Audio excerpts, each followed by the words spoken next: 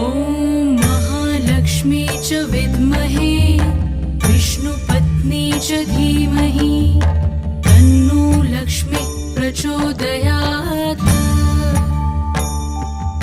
ॐ महालक्ष्मी च विद्महे विष्णुपत्नी च धीमहि तन्नो लक्ष्मी प्रचोदयात्। ॐ महालक्ष्मी च विद्महे विष्णुपत्नी च धीमहि तन्नो लक्ष्मी प्रचोदयात्।